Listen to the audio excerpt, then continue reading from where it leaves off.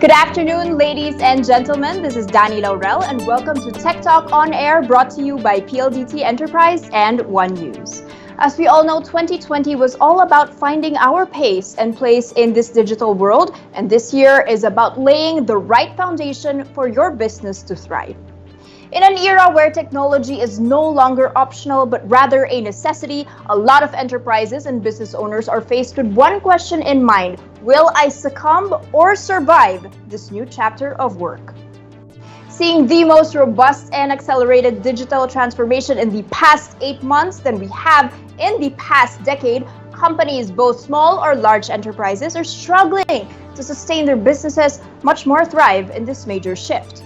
And with that, this afternoon, we will hear firsthand accounts from corporate leaders who have undergone a robust digital transformation in their businesses today, discover how software-defined networking technology can provide the reliable and secure foundation for your digital transformation to help you deliver new and better experiences to your customers, reach new markets, and compete in a globally connected world. And learn how you can gain the edge using available lean IT technologies and digital solutions that is easy to deploy and easy to manage to help build the foundational IT environment for your business. And now, to officially open this session, it is my privilege to introduce and welcome on the screen ePLDT President and CEO and Senior Vice President and Head of PLDT and Smart Enterprise, Mr. Jovi Hernandez. Thank you very much, Danny. Good afternoon, everyone. And on behalf of PLDT Enterprise and the One News channel, I would like to welcome all of you to Tech Talk On Air, our very first of these sessions for 2021. Again, thank you for joining us. Can you imagine running your business today purely offline? Perhaps if the pandemic did not happen, a lot of industries would still be lagging with their digital transformation. But last year, enterprises conquered the numerous setbacks in their respective industries by digitizing their operations, from setting up an e-commerce website to utilizing e-banking and allowing employees to work from home. This is how businesses were able to recover quickly, showing their true resilience during the toughest of times. For this business model to succeed, an enterprise-grade connection is very vital. This means having a strong, reliable, and resilient wired connection, one that is no longer copper-based. And we at PLDT Enterprise believe that the future of business is in fiber. And this is exactly why we have been heavily investing in our fiber infrastructure since 2020. Now spanning over 400,000 kilometers nationwide, PLDT has the longest digital data infrastructure in the Philippines. And we are still expanding as fast as we can to cater to the growing demand for a reliable bandwidth. We at PLDT Enterprise assure you that of our unbreakable commitment in providing digital solutions that will help you build the solid foundation you need for your business. We understand the need for a business-grade internet connection, the need for accessibility for both your on-premise and cloud applications, and the need to manage multiple locations. This is how you can make your business truly resilient, giving it the capacity to withstand challenges without permanent damage. From the time it was launched in 2018, Tech Talk On Air has been a place where we can exchange ideas, an avenue for learning the latest innovations that can help support your business. This is our way of empowering customers and viewers with the information you need to succeed. For the first of the series that is happening this year, we have planned. Today's discussion will be focused on the different technologies and solutions that can serve as the building blocks for that solid business foundation. We will learn about stories of true resilience in the face of adversity and technological disruption. And we will share different solutions you can use to ensure the true resilience of your enterprise. It is our hope that we shall eventually find ourselves in a better business climate. We all have experienced trying times that challenge our strength, questioned our purpose, and tested our faith. We need to learn to withstand the toughest of challenges, recover quickly, emerge stronger, and be unbreakable. This is, for us, the true meaning of true resilience. I've been there. The struggles, the agony, the pain. Trying times that challenged my strength, questioned my purpose, and tested my faith.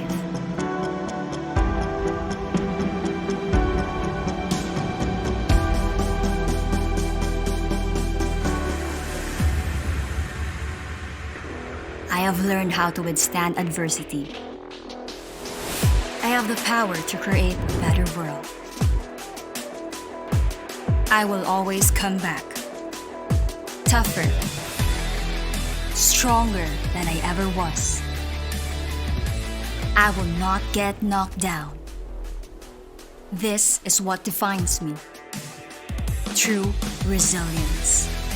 I am Patricia Cruz, a business owner, a corporate leader, and a fighter.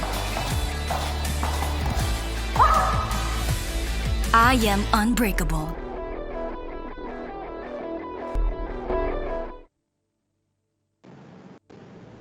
Thank you so much for those remarks, Mr. Jovi Hernandez. As you mentioned, of course, it's not time to stay still. The only way is to move forward. So our next speaker has held key leadership positions under the technology group over the years, including transport planning and engineering, core network planning and engineering, and has led successful pioneering initiatives in network transformation programs, which started the internet landscape and high-speed connectivity in this country.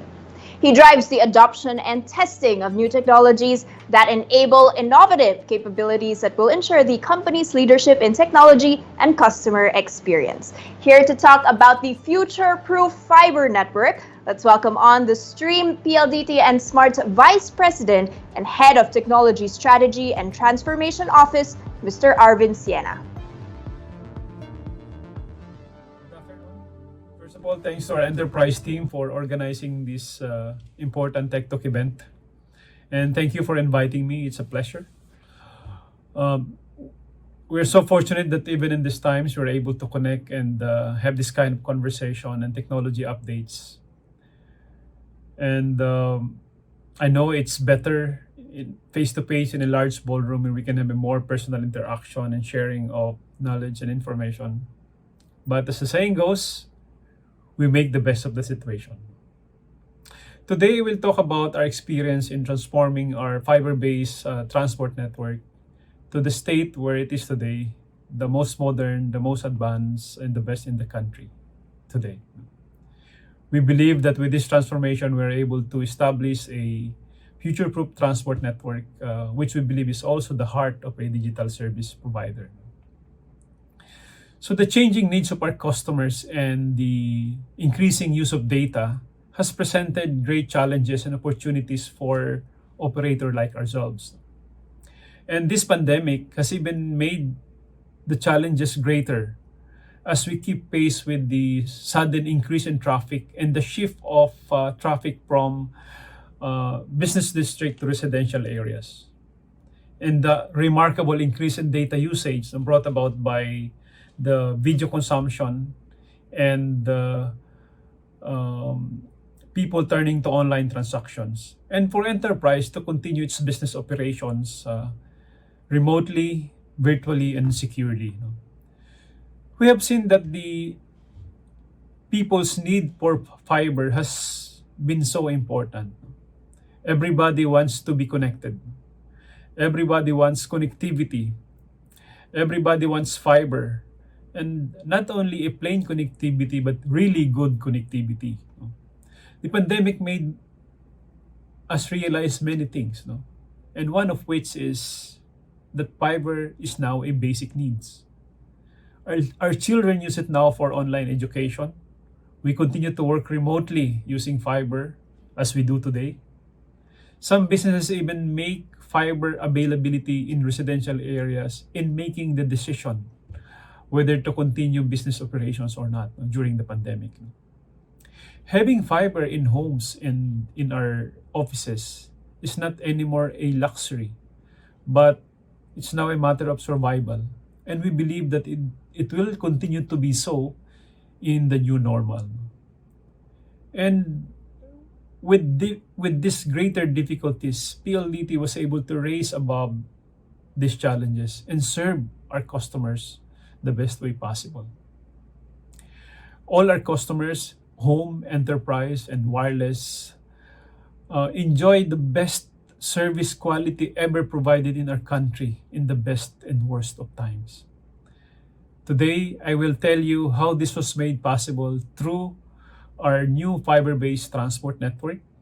Of course, there are many other equally important elements in our infrastructure, but we believe that our new fiber-based transport network is one of the most important enabler. So the story began in 2015 when we had to face a major challenge or change in the way business is being conducted. Back then, until then, the voice and SMS were the number one service, no? Data was just starting to pick up. And this transition to data did not happen as fast before 2015. Suddenly, people who used to text a lot started to use online messaging. And at that point in time, we realized that we were not fast enough in the transformation from a voice-centric to a data-centric architecture. And so the technology team had to set the strategy as how do we actually get there and ensure that what we're doing at that point in time would become the building blocks of the future network. So the first thing that we had to do was to set an ambition. What is the most important? What will guide us through this journey? And after some debates, we decided that our number one ambition would be the best customer experience. We chose this as the most important because there are so many technical discussions or technical decisions that we must make, such as choosing the right technology, choosing the right vendors or partners. But if we do not know the impact these decisions will have to our customers, we'll find ourselves back to square one again and will not achieve anything. So focused on best customer experience has guided us well in the succeeding years. Second thing we wanted to do was to regain technology leadership, which we kind of lost early on during this transition to data. If you are leading the enterprise customers, or if you are the leading enterprise customer provider, you want to be a leader in technology as well. So we wanted to inch up there to make sure that moving forward, we take advantage of the newest, the latest, and the most advanced capabilities and features to offer to our customers. Finally, because we were doing significant investment in rolling out LTE during those times, which is part of the bigger story, we said all this investment should already lead us on the path to 5G service, which we earmarked at that point in time to be 2020. Now, fast forward, we launched 5G last July 2020 as a commercial service. But to ensure the best customer experience, we needed to initiate a transformation program across all our infrastructure. And this in turn became a multi-year transformation journey across all our networks and systems. We have the transformation of core network to a virtualized environment to make us more efficient in terms of capacity and in quickly enabling service to our mobile customers. The transformation of our enterprise system to optimize our customer engagement processes, and the transformation of our OSS and BSS, and many other systems, including the establishment of a new end-to-end service orchestration, which will automate and digitalize service provisioning and the related after-sales transactions. More will still coming, and many ongoing independent in-depth study of nascent technologies, which we would deploy once they're proven and once they've reached a adoption and maturity stage. But very quickly, it came out that one of the biggest constraints that we had was our fiber-based transport network. There were many legacy systems. Considering the many technologies and many years it went through, the architecture was always transitioning, and we found that many services are constrained because of not enough capacity, in the backhaul or congestion somewhere down the line in the transport network, or a lot of outages because of fiber cuts due to natural calamities or man-made, leading to service impact. So our focus was really to bring our transport network to a level where it becomes an enabler rather than a problem. One of the biggest questions we had is, what exactly do we want when we do that? We had a lot of technical discussions internally, and believe me, we spent many hours and days and weeks and years discussing it. And for a few years, we were sitting with major vendors to look for ways and find out what other operators are doing across the world. This discussion led us to a clear path that it became a battle of technology rather than solution. Of course, system must be scalable, it must be resilient, it should have low latency, etc. And we wanted the software defined. As we are already changing it, we might as well make it software defined and go away of virtualization. It was important to choose the right technology, but it was more important to choose the right priority. And learning from our past experience of constraints and capacity, outages due to fiber cuts, etc. This time, we wanted to have a fiber transport network which is never a constraint to any other service. Because we invest so much in the access portion of the network. Rollout of access nodes, rollout of outside plant across the streets as you see, rollout of our base station across the country, which is very difficult most of the time because of so many permits. We put so much money in paying for the spectrum fees, and we don't want to be constrained by the backhaul or the transport network. The only constraints we should have, or the operator should have, or for mobile operator in this case, is the spectrum, because it's regulator given and it's finite. So we don't want to have constraints. But how do we get to what we called a congestion-free network? So one of the key things we had to change was the way we look at capacity. We have to have a paradigm shift. We have to change the way we look at things. And the way we look at capacity before was we roll out as much as we can and ensure that there is a capacity in the network and the utilization is at a good and optimum level in order to reap the benefits and payback. That has served us well in the time of voice and SMS. But in the time of data, it's not valid anymore. It's not working anymore. And there's a lot of reason for that. Number one is that in data, there is no busy hour anymore. In the old original network of voice and SMS, there is what we call busy hours, where you have an hour in the morning or an hour in the afternoon. And during these hours, busy hours, there's a lot of traffic. But the rest of the hours in the 24-hour period, the traffic is considerably much less.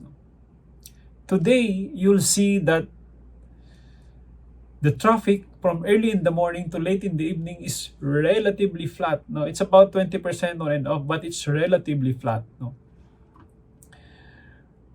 So we have a lot of traffic demand. No? And the customers are not willing to compromise anymore just because there's busy hour. That the service is not as good during busy hour. So if your neighbor is accessing a content which requires high bandwidth, your own connection at home or your own bandwidth at home should not be impacted. So we said that we must design the network not anymore for average traffic, but for peak throughput. We believe with the network design for peak throughput at the busiest time of the day, we are able to serve our customers with the service that we promised. So therefore, if you want to have a congestion-free network, you must design for peak throughput.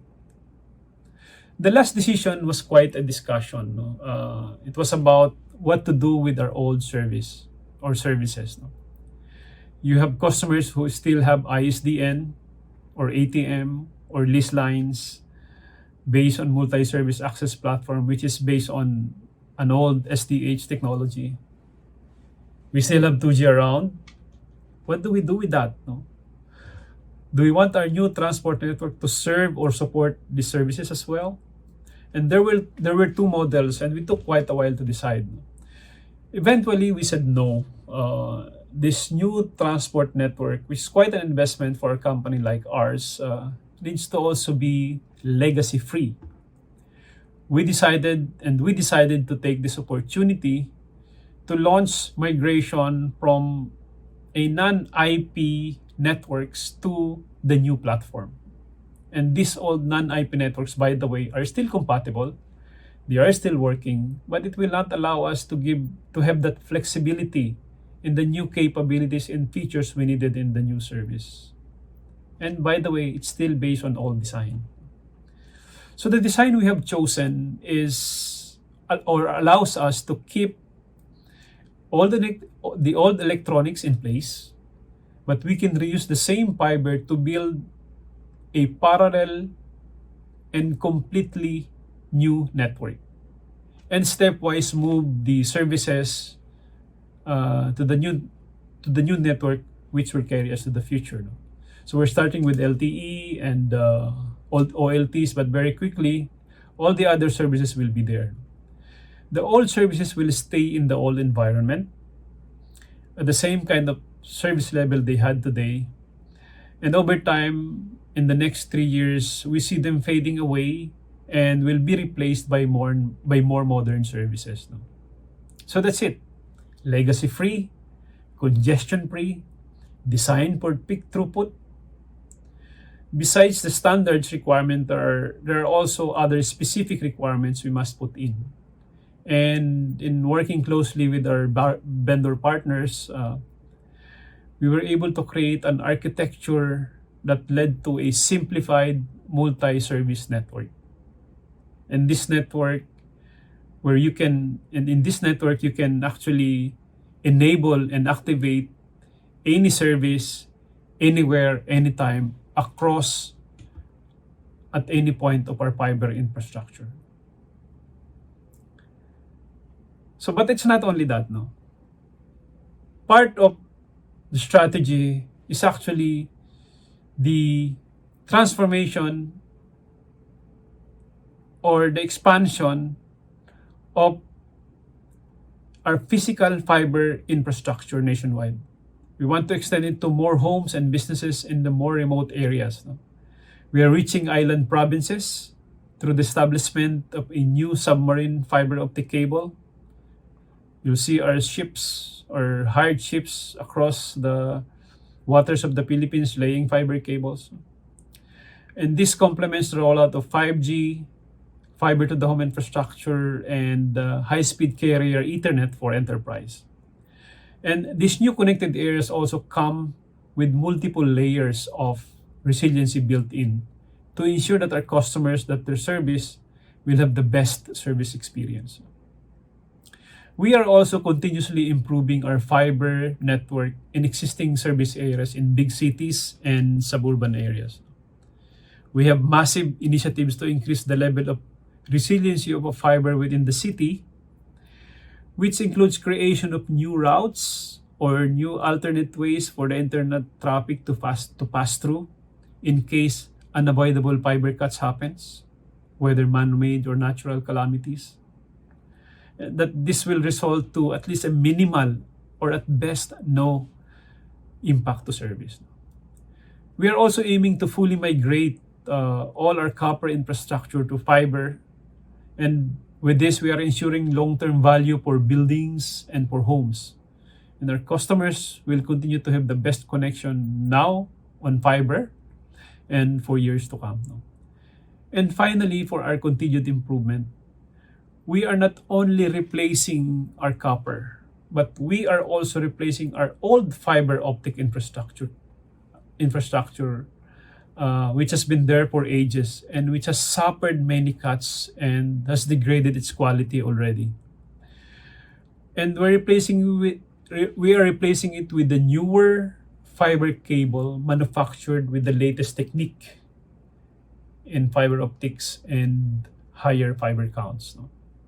This will further improve the quality of transmission and allow us to create even bigger capacity, especially in our nationwide backbone. So how about the content? What are we doing with that? No? What about our favorite pastimes, our games, our favorite apps? And we all know that many of the content we consume is created abroad. No? We must ensure that they can be reached by all our customers. We must ensure that we have a very resilient and reliable high capacity connectivity to the rest of the world, no? To access these contents. No? And this will enable businesses to compete not only locally but be at par with global companies, where a few seconds lost or delay could equate to millions of revenues. Like our domestic strategy, we're also expanding the reach and capacity of our international network. As early as we can, we entered international partnership to build new cable systems to prepare for the demand of the next 10 to 20 years. And this upcoming new international cable will also provide us the needed resiliency or alternate path or ways to reach other country. And this will make our international network cable highly resilient and truly resilient. And with this comes new international cable landing stations across the country, increasing our exit and entry points to the Philippines. No? And this makes our network even more resilient, ensuring that no area will be isolated in case of fiber cuts in the international waters. So these strategic investments further augment our already very resilient domestic network to achieve the best customer experience. And nobody else in the Philippines has better connectivity to any point in the world. And today, this transformation journey has brought PLDT to have the most advanced, most resilient, most extensive, and multi-awarded fiber network in the country. It's fully congestion-free and highly resilient. It has massive fiber cable infrastructure connecting homes and buildings across the archipelago, and unmatched international capacity and reach. And we are one of the operator who has one of the most modern network in Asia. So during the pandemic, our newly transformed fiber transport network has proven its value. We were able to expand our domestic and international capacity more than 3 times, and the fastest expansion we ever did in our history. And to top up it all, we did it all while working from home, thanks to its capability of being software-defined, highly scalable, and highly resilient. I cannot imagine our situation during the pandemic had we not completed the first phase of our fiber network transformation before February last year. To end, fiber means better service and more productive industries and its workforce. Our network is designed to enable you with the best customer experience. Not only because we say so, but because PLDT is seriously investing and committed in delivering unmatched service level quality.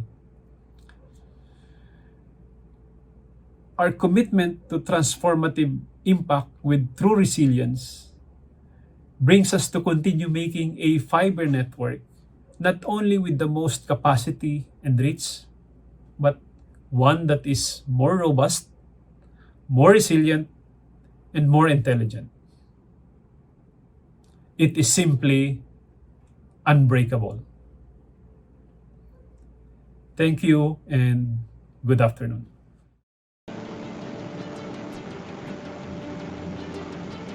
Thank you so much for sharing that with us. That was, of course, Mr. Arvin Siena. He did reassure us that all of these technologies had been in place. And buti na lang, because if not, we would have been scrambling for solutions during this pandemic. But of course, this has also accelerated our quest for digitization, for the input of fiber, and for improvement of all these connectivity issues. Now, if you guys have questions for Mr. Jovi Hernandez and, of course, for Mr. Siena, we are getting quite some questions already. Feel free to key those in. You have a link provided via the chat box. And if you do ask a question, you will also get a chance to win some exciting raffle prizes. So please do participate. It will be an hour still of a very interesting discussion. You can still formulate your questions and just send it over to us, and we will try and address those.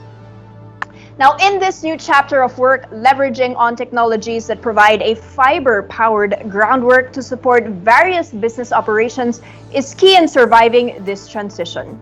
Here to share what makes an enterprise truly resilient and more, it is my privilege to introduce PLDT Enterprise Fixed Core Business Solutions Vice President and Head, Mr. Gary Ignacio. Thank you, Danny, and good afternoon, ladies and gentlemen. The current pandemic continues to drive consumer adoption towards digital.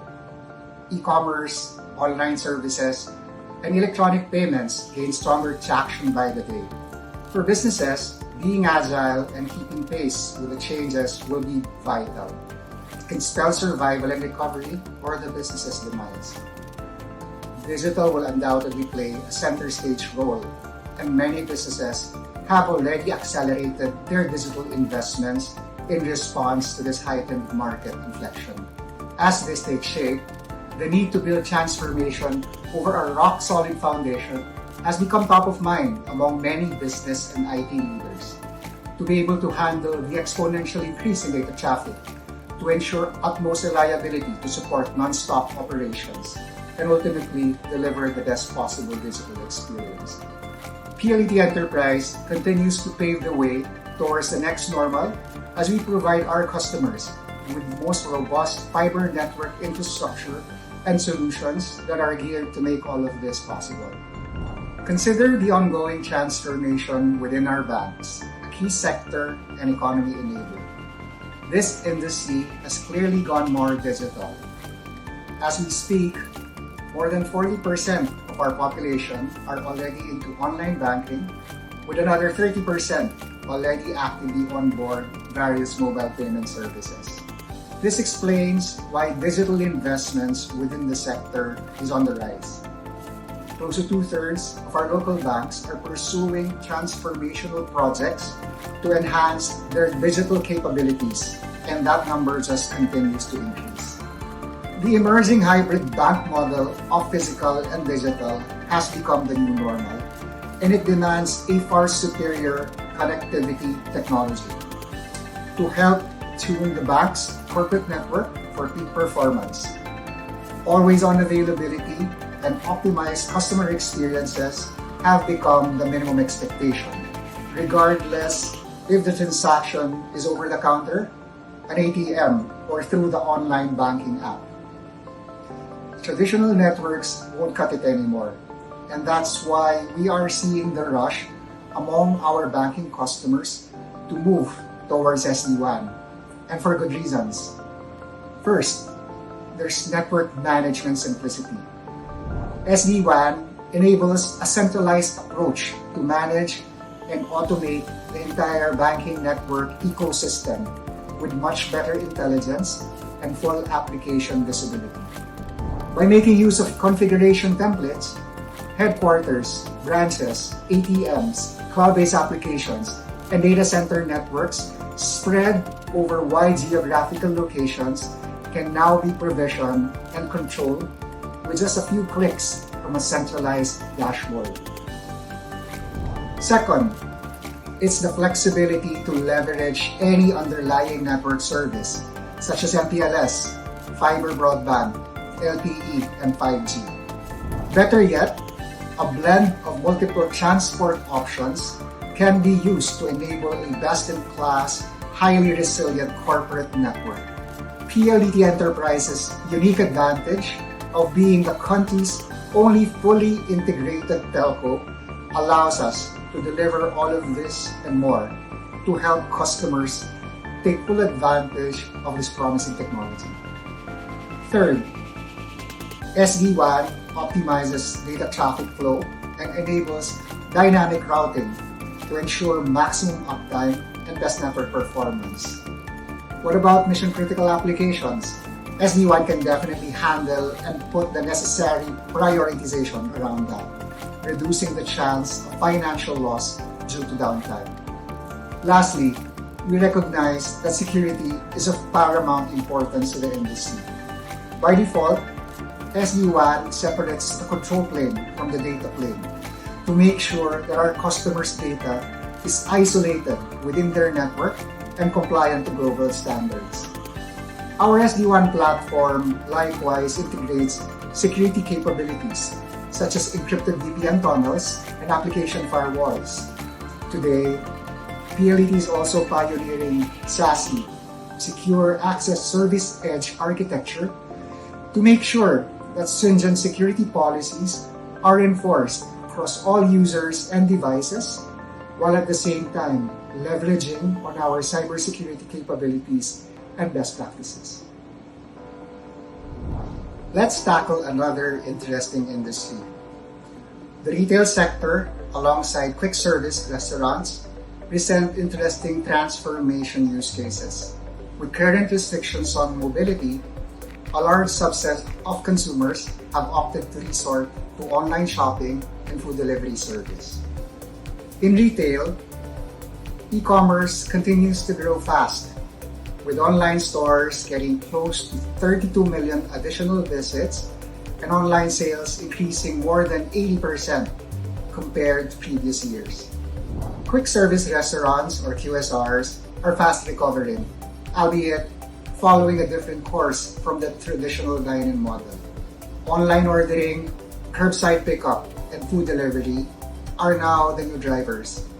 New customer channel trends continue to emerge, including social media integration, niche apps, crypto-based food orders, and many more. Meanwhile, both are still pressed to maintain cost-effective operations and continue to find reliable ways to manage sales reports, deliveries, and inventories remotely. PLDT Enterprise continues to enable these digital experiences. Using SD-WAN, we've made our customers' IT networks very easy to manage.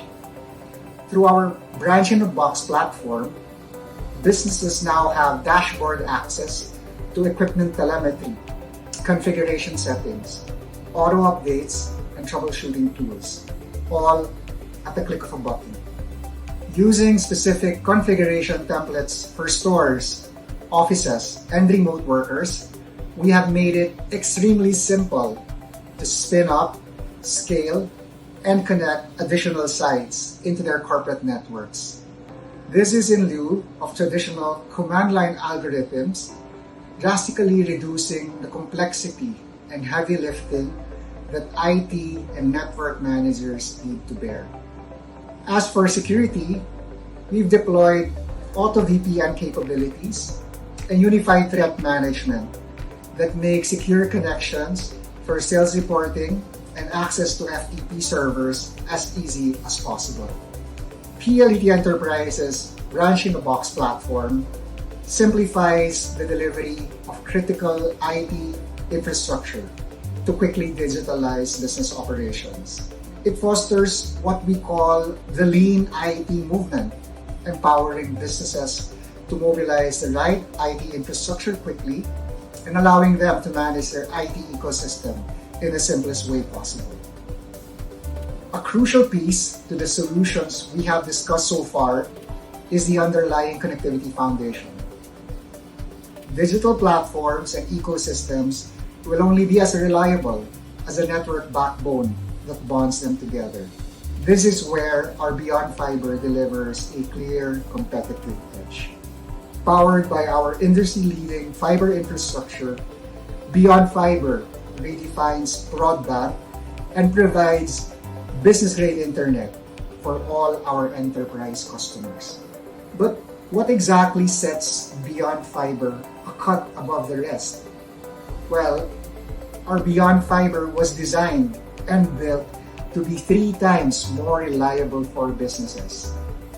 It comes with our unique 90-90 service promise, which essentially means you get a minimum speed equivalent to 90% of your subscribed bandwidth at 90% service reliability. This is currently unmatched by any other commercial offer out there, which can only commit to a service promise of 30% minimum speed at 80% service reliability. Let me cite an example to give you a clearer picture. Broadband packages are typically advertised based on burst speeds. So 50 Mbps offer, let's say, means you can hit up to 50 Mbps under normal traffic conditions without congestion. In the event of congestion, however, attaining burst speeds starts to become a challenge. And this is when the provider's minimum speed caveat starts to kick in. Just to further concretize, let's put our 50 Mbps Beyond Fiber side by side with a regular 50 Mbps fiber offer out there and determine how each will behave in the event of congestion. The regular 50 Mbps offer goes down to a minimum 30% of the subscribed speed, which means the user will diminish to 15 Mbps. Beyond Fiber, however, in the same situation, will only slightly go down to 90% of the subscribed bandwidth, which in this case translates to 45 Mbps. Now that's clearly 3 times faster still. Come to think of it, even if you compare it with a regular 100 Mbps option, Beyond Fiber will still outperform it on baseline minimum speed, as chances are it will go down to 30 Mbps. The combination of Beyond Fiber, Branch-in-a-Box, and SD-WAN allows us to provide the most resilient connectivity solution for this industry. In fact, we were able to help cut down network incident reports across customers whom we've gotten on board by as much as 20% in the past year alone. Finally, there is business process outsourcing, which remains one of the most important industry sectors in the country. The BPO sector provides one of the most interesting use cases as they transition towards work from home and a hybrid workplace scheme. One of their top challenges is how to replicate the ideal corporate office environment within agents' home offices, providing them with secure and reliable connections and the best possible work-from-home solution stack in order to maintain productivity levels and service quality consistency.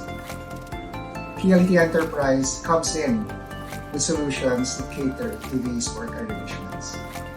Fiber connectivity became the bedrock of the work-from-home revolution. With Beyond Fiber, you can just imagine the positive effects it brings to workforce reliability, unhampered UIP calls, optimal video and chat experience, and streamlined data transactions all make for a robust distributed workforce operations that is poised for productivity and customer service excellence. Let's see how my colleagues are doing with their work from home setting. Hi guys, how's work from home so far? I have been doing all my meetings here at home since stricter lockdowns were imposed. Same here, Gary. It's been a good experience and we're still able to get things done in the comfort of our homes. Alright, thanks for the update guys.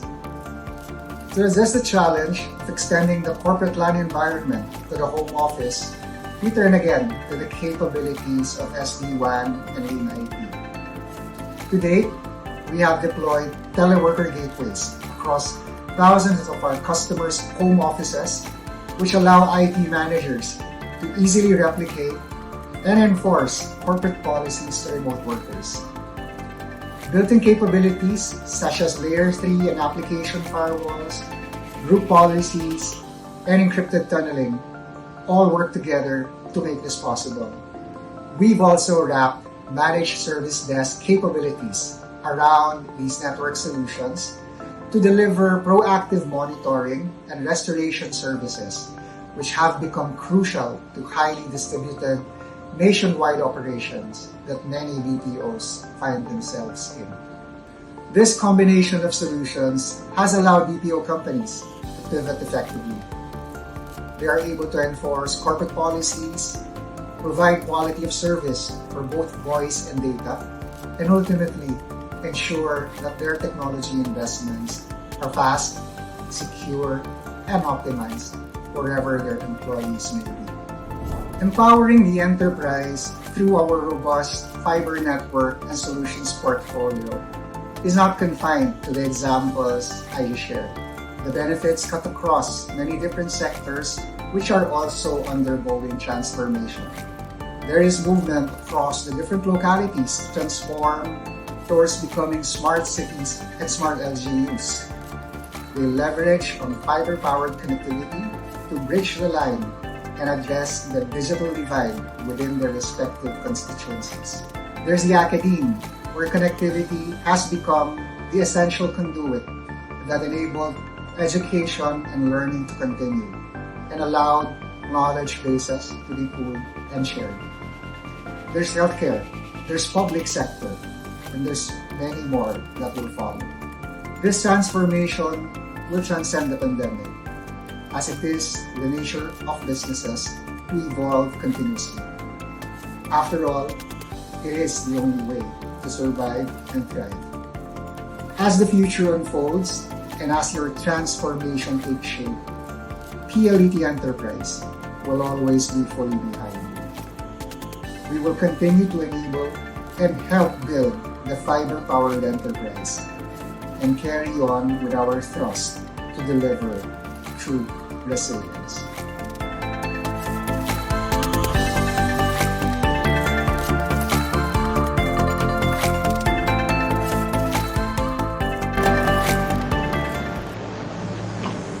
Thank you so much for that very insightful presentation, Gary. Truly, guys, we are in a new chapter of business, having experienced this adaptation of the hybrid work setup. As Sir Gary said, most are working from home, including myself. Even this Tech Talk is done from my home. It's such an interesting times. And what he mentioned is that it doesn't have to be something temporary, but it's actually something that we should not survive through, but also thrive in.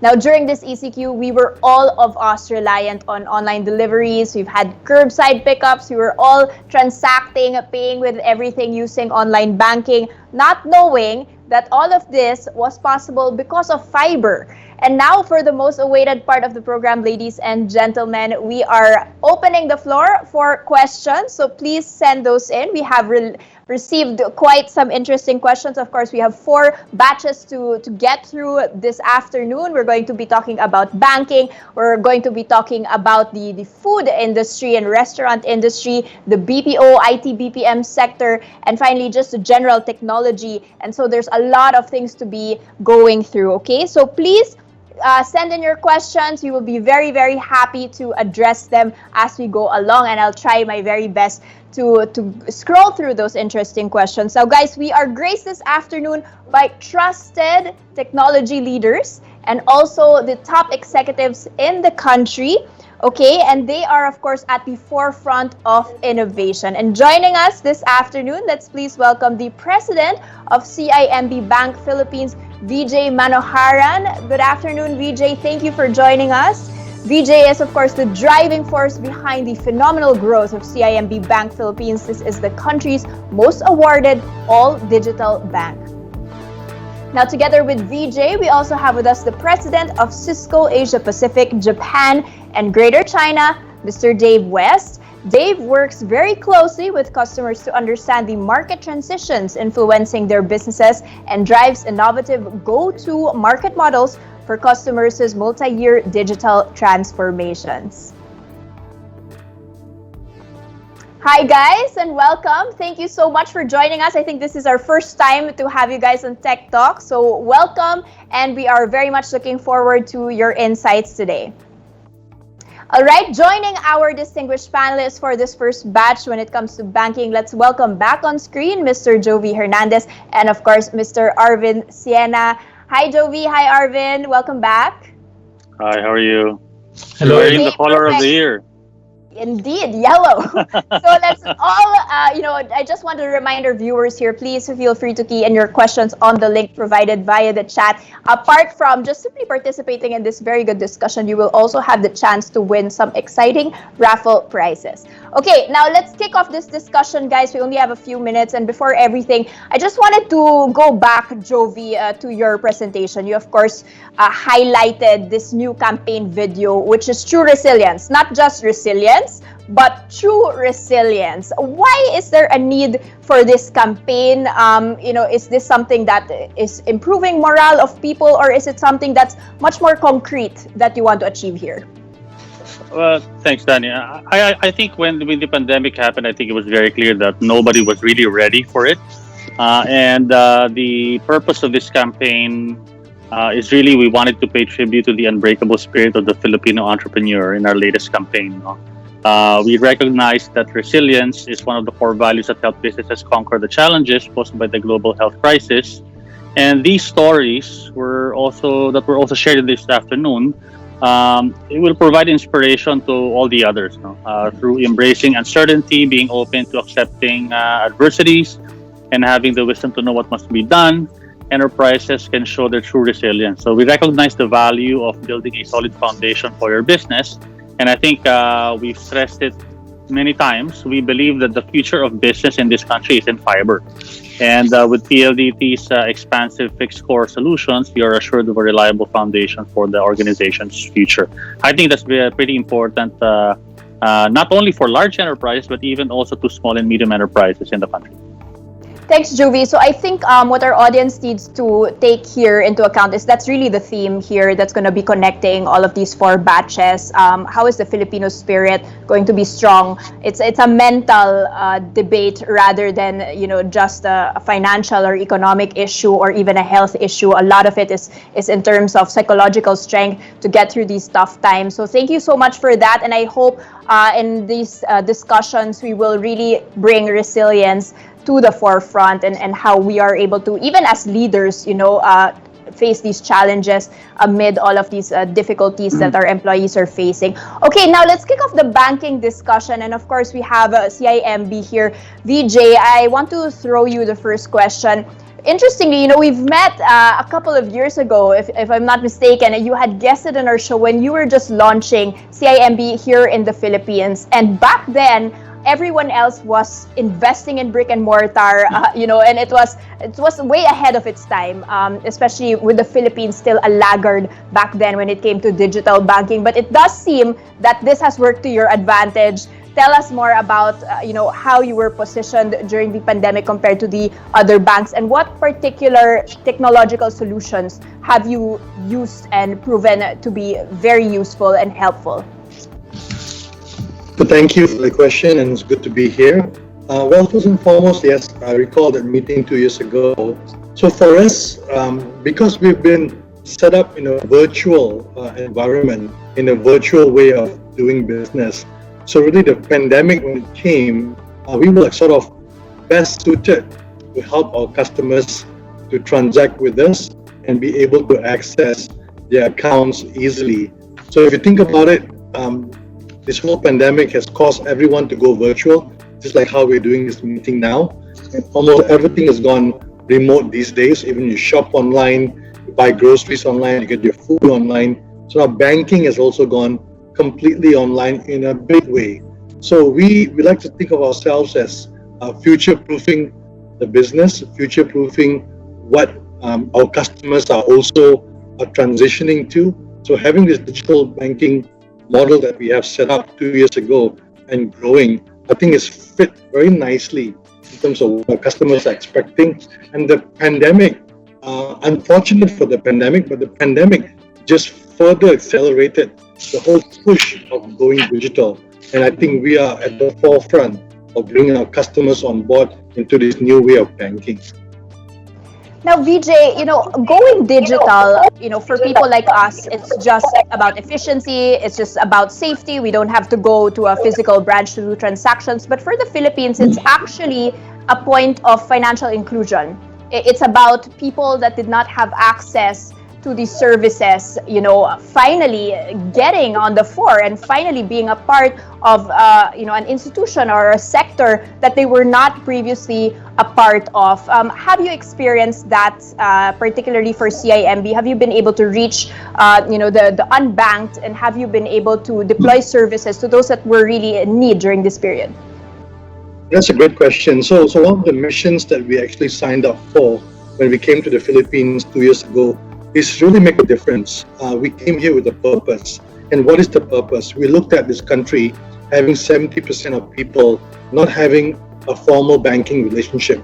In any country across the planet, if you were going to raise the livelihood and raise the standard of living of the country, you need to first get people into the formal banking ecosystem. So we felt there was a unsolved need that we had to address. There was really a problem, a pain point that we could come and address. So I think what we did was, not just going digital, that's one part of it, but we also simplified banking, made banking more accessible, make banking easily connected to our customers via digital means, but also provided value back to the customer.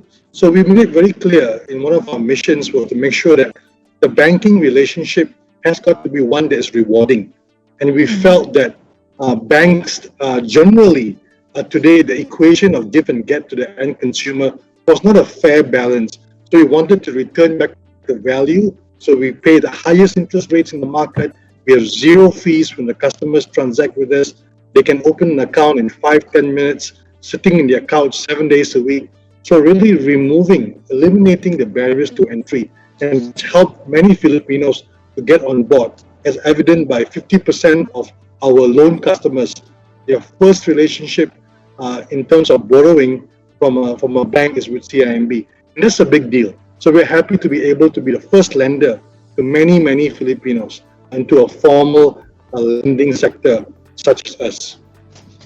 Very interesting here. Dave, maybe you want to chime in and react to what he just said. Initially it was just about digitization, technological solutions, which we had actually already seen in other parts of the globe. But now it's really more about access to finance and delivering services to people that did not have these services before. How do we compare to the rest of the ASEAN neighbors, to the rest of the world, really, when it comes to people being a part of the financial sector because of technological solutions?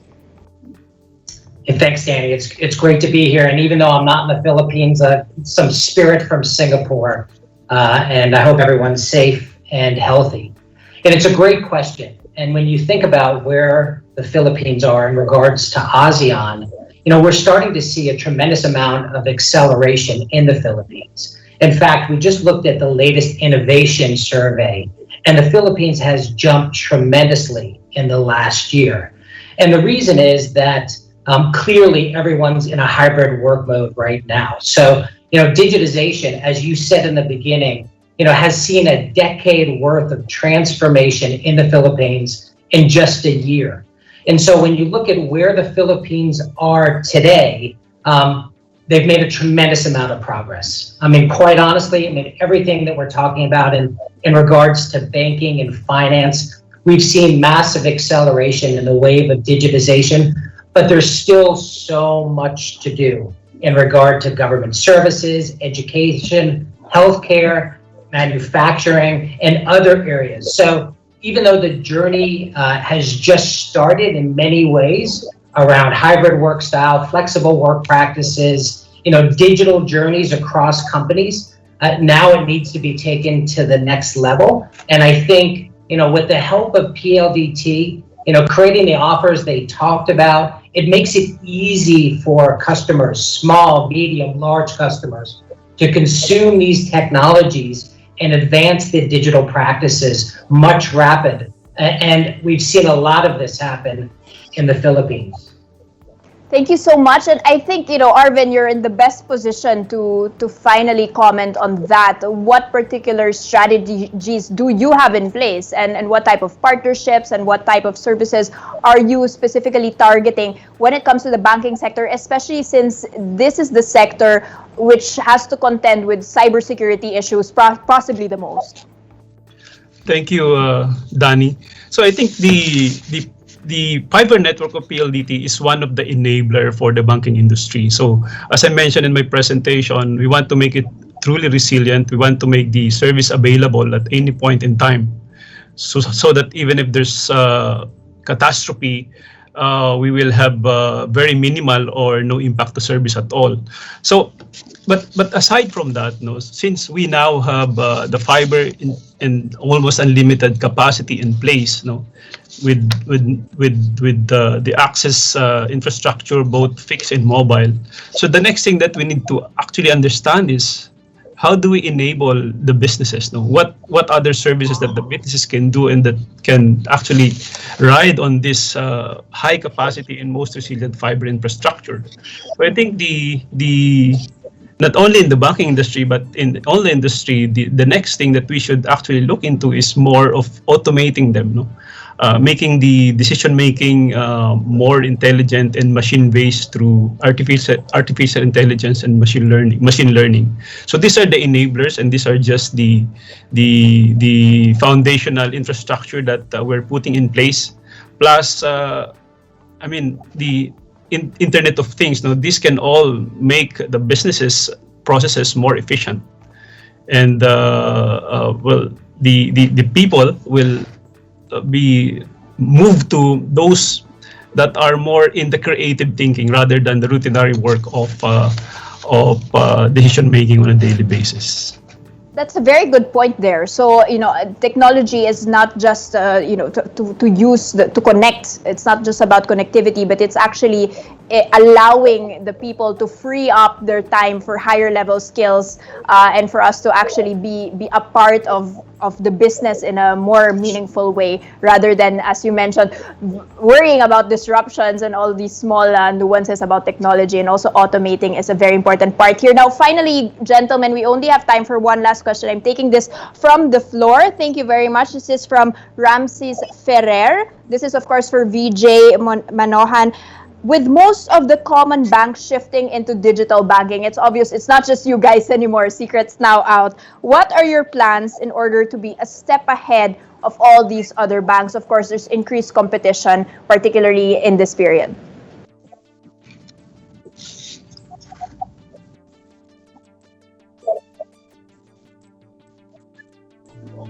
Okay, let's try to see whether we still have VJ on the line. VJ, are you there? Are you on mute, possibly?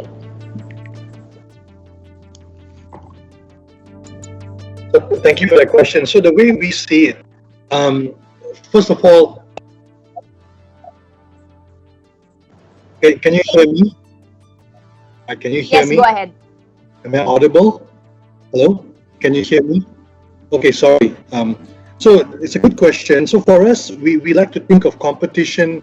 We welcome competition because I think in a very new space, getting a few more players to come on board will actually help the market and help the Filipino consumer overall. So actually we're looking forward to competition, and we think a few more players coming will help the general population. The second part of how I respond to that is we are focused in terms of our strategy and in terms of what we are here to do. What we're here to do is to solve a real pain point and to provide real value to the consumer. So as long as we keep the eyes on that mission, we provide real value to solve a pain point and keep growing in line with our strategy, I think we'll be just fine. So we welcome competition, I call it co-opetition, and we look forward to working with the market in terms of getting more and more consumers to sign up for digital banking as a whole. Okay, and of course, it's a big market. There's a lot of space for companies to be participating here. Thank you so much for those insights, VJ, Dave, and of course, Jovi and Arvin. Once again, ladies and gentlemen, please feel free to key in your questions on the link provided by the chat, and you will have the chance to win some exciting raffle prizes. All right, guys, thank you again. Now we move on to our next batch of panelists. We will be starting with Mr. Joey Garcia. He joined Udena Group in October of 2018 as the president and CEO of 888 Food Group. That is a subsidiary of Udena Corporation that specializes in food and hospitality, which operates, of course, Conti's Restaurant and Bake Shop, Wendy's Philippines, and Masuma Food Solutions. We also have with us Mr. Roy Quejada. He is the general manager of Domino's Philippines. Now, prior to Domino's, he was the COO of Yellow Cab Food Corporation for over 10 years back in 2012, before becoming Army Navy Burger Incorporated COO in 2017. And of course, joining Joey and Roy, let us welcome back Dave West. We'll have him back to comment with us, okay? And of course, finally, we will have PLDT Enterprises Vice President and Head of Pixcore Business Solutions, Mr. Gary Ignacio. Welcome back, Gary, Dave, and welcome to the stream to Roy.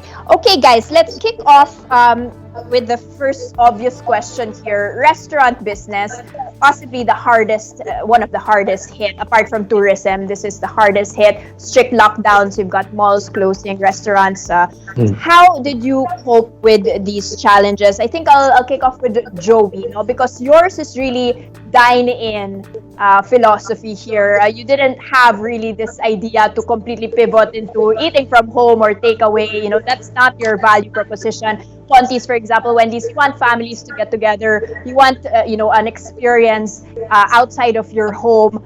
How did you manage this? It's a change not only in the business model, but also in the philosophy of your company. Thank you, Danny, for that question. Good afternoon, everyone, and thanks for having me here. I think that's interesting because we really find that very difficult for us. We actually lost 70% of our revenue onset of the pandemic. That is actually a painful process to go through as we touch the starting of the pandemic. But we were presented with two options. First option is we stay put, wait for something to improve. And then the other option is actually take some actions, speed and be agile in looking into the opportunities presented to us. We chose the latter. I think the latter is actually how we could actually come back quick and find recoveries. And a few initiatives that we have done within the group is, of course, I think we were actually setting a long-term digital transformation strategy. Our strategy for the digital transformation actually set for the next 3 years. But we have to change it. We have, during the pandemic time, we don't have enough cash, but we have to reinvest and reprioritize all of our capex and put a lot of emphasis in investing in digital. We have actually enhanced our digital touch point when it comes to customer experience to create that seamless experience. We actually redeveloped our website. Our social media ordering online platform has also been improved. Created that customer care centers that allow our customer to reach us 24/7. Those are things that we have implemented that actually gave us a bit of advantage, I think, when compared to previous experience that we had. On the onset as well, we somehow see a lot of opportunities. As we see customers find it difficult to reach us, we actually find ways to get closer to them. And what did we do? We actually created a format, which is a completely different model, on how to get closer to our customers. The launching of our dark kitchen allow us to actually expand our coverage in delivery trade areas because we find it difficult at that time to bring customer into our door. So we actually get closer to them. The other format that we created is actually what we call the leaner format. We actually were able to open a leaner model that are asset light, asset capex light, we call them, that allows us to open the small spaces and be able to deliver that curbside pickup, drive-through even and even those park and go experience that customers are looking for during the pandemic. We also have launched express type store that are actually in front of grocery or hypermarket that allow us to cater customers even on the onset, because I think most of you knows that only things that work during the peak of pandemic is hypermarkets and the DIY shops.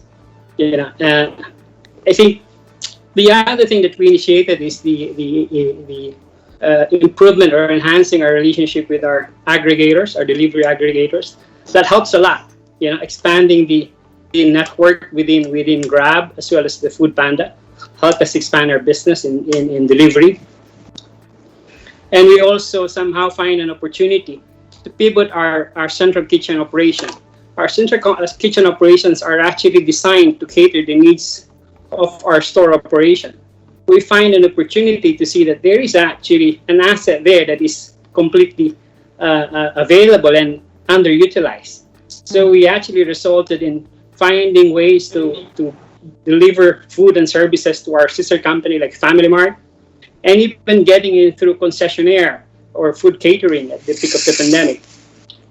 And I think as a result, we managed to grow our revenue in double digit in 2020. We also have a zero job loss and also had a breakthrough profit in 2020. Remarkable. I just want to press you on that, Joey, because the $1 million question is, you've spent all this money on technology, something that you probably had not planned to do pre-pandemic, completely changed your business model. Does that mean you're banking on this in the future? Does that mean that the future will no longer be, brick and mortar, dining in restaurants, or is this going to evolve in tandem with what solutions you've already put in? I think we are banking on this, but at the same time, we're not taking out the human side of our business. What we call our approach is how we could actually marry the human touch and technology is the key. I think that's where the focus should comes in. We should look at not only the current needs of our customers or the current expectation of customers, but in future, I think we should be able to predict that. What will be the needs, the future needs of our customers is critical for us to sustain. Thank you so much for that. Roy, can you jump in? Because you're on the other end, right? Yellow Cab, then Domino's. And these are really, now you've got a host of other restaurants trying to do the same thing that you've done for many years. Has it been a difficult year, actually? Or were you ahead of the curve because you were in a quite comfortable situation before this, if I can imagine, right? And now you've got all this competition and all these other options. How does digitization and the technologies you've had in place put you ahead as first mover advantage? Thank you for that question, Danny. We have our fair share of setbacks from pandemic. While most would think that Domino's is a delivery and carry out company, when the pandemic hit last year, naturally everyone is trying to move into delivery and carry out. And as such, there were actually more competition, unlike before, where we are occupying a particular market for delivery and carry out. We now see a lot of restaurants going to delivery and carry out. So there are more competition now. So what we did moving ahead is to look at our platform, look at our online ordering platform, and see how we can further improve it. And of course, just like maybe there is an advantage when you say that our system has already been set that way. But we are not complacent about it. We feel that we may be ahead somehow, but we cannot be complacent. We cannot just go on with the flow, but try to improve our system. And as mentioned a while ago, there was a best customer practice service. So we are also enhancing that as part of our move to further strengthen our channel for not only for digital, but even for hotline. People are still calling the hotline every now and then. Okay, so reliability is key here. You've already got your brand name out when it comes to deliveries, but it has to be more customer focused right now and really pleasing the customer. Dave, can you comment on what technological solutions are available, particularly for this industry? As mentioned by Joey, they're not going to completely take out, the dine-in, the typical retail outlets, but they try to hybridize everything. And when you're trying to hybridize everything, you're going to have different platforms, even just for the delivery, technological solutions that have to manage different types of inventory, which they never had before. Thanks, Danny. And I tell you, there's great examples coming from both the gentlemen. And it really speaks to why digitization is important, because it's about speed and agility and being able to respond quickly based off of what the business needs. And there's a lot of different technologies that can help support this, especially in a hybrid world, in terms of the connectivity portions to allow people to connect up to sites, application performance technologies to allow each one of their companies to ensure their applications are being delivered in the right way to mobile devices and to homes. And then in particular, as they digitize more of their practices, security will be fundamental. So to their success, meaning they've got to store data, they've got to ensure their own privacy, customer privacy, and protect themselves and their customers as they shop online and try to create a good environment for themselves if they're at home or in the office, or doing a combination of both. So it is a hybrid world, and there's different technologies to support that hybrid world. But the idea of being able to be resilient and be able to respond very quickly on what the business needs. If people need to come in to shop and buy food, if they need to do it curbside, if they need to do it from home, or they need a combination of all of those things. And so using technology to best satisfy what the business needs to deliver the best outcome for these companies. Thank you. So it's not necessarily a matter of spending so much money on over-engineering, on AI, but really just finding what works for that business model, even if it's partly hybrid. Sir Gary, can you comment, because these companies, Yellow Cab, Domino's, Conti's, these are big companies that were fortunate enough to have the cash set aside to invest in these technologies during the pandemic. But there are, of course, a lot of restaurants that are struggling. They just started operations during the lockdown, and now they are really feeling the pain here. What's in it for them? What can PLDT do for the smaller businesses and the ones that had just invested in expansion that are now hard hit? Well, thank you, Danny. First, I think it's important to define where the retailers are headed to.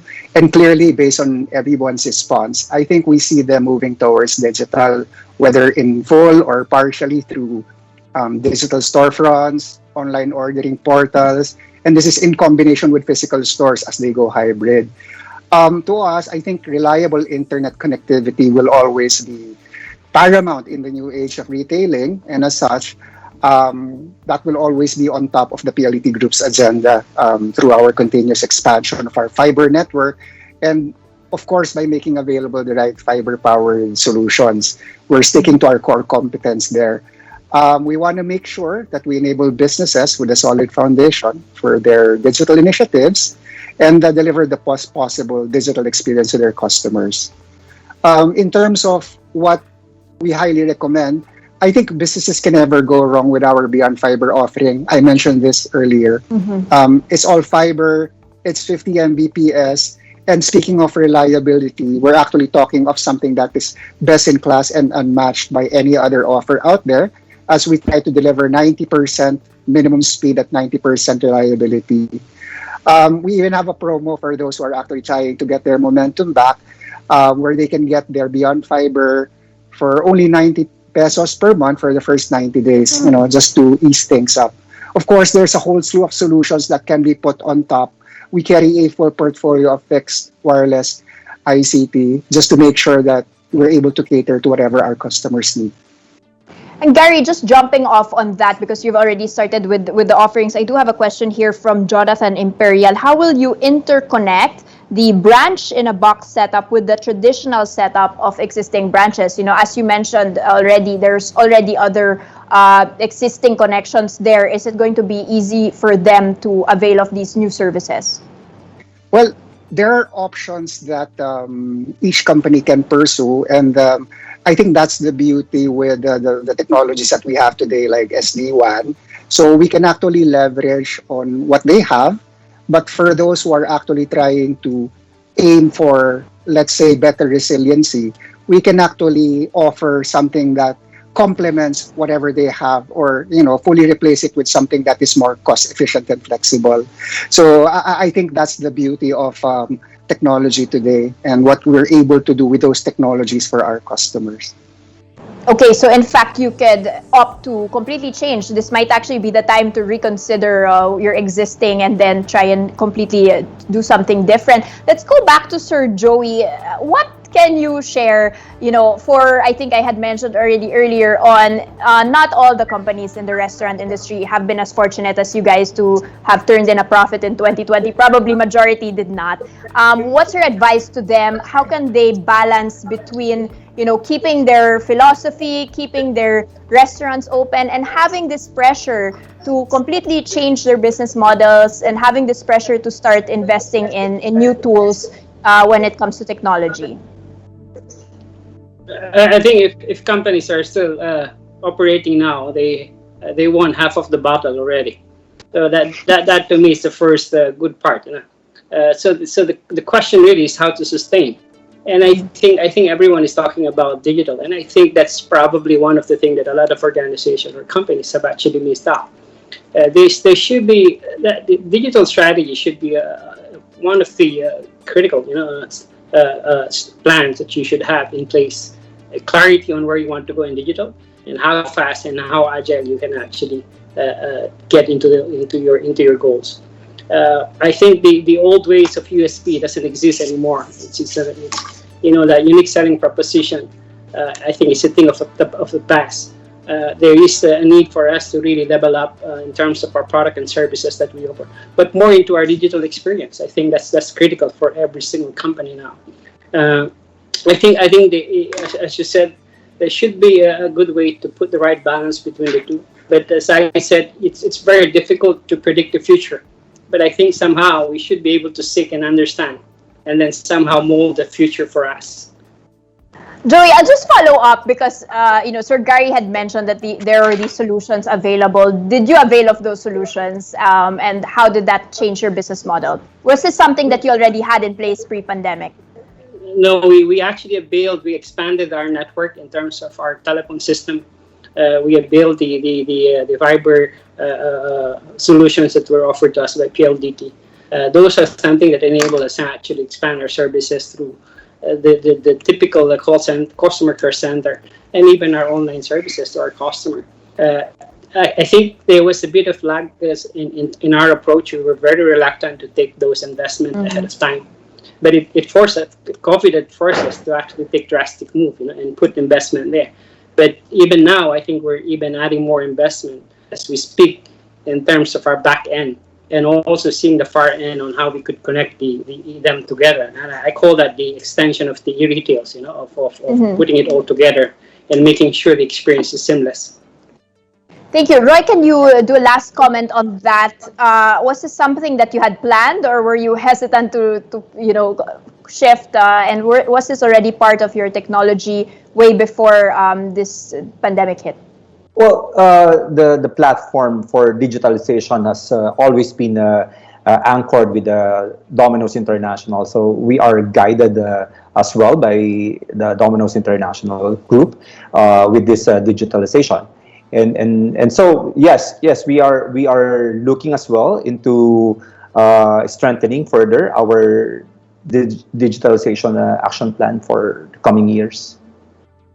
Okay, so of course, some things to be talked of as well offline. And just as you mentioned, Domino's International, of course, a leader there. You've seen the self-driving cars delivering pizza. We wonder whether that will happen as well here in the Philippines. Maybe PLDT will help you make that a reality. Thank you so much, gentlemen, Joey, Roy, Dave, and Gary, for your insights. Thank you.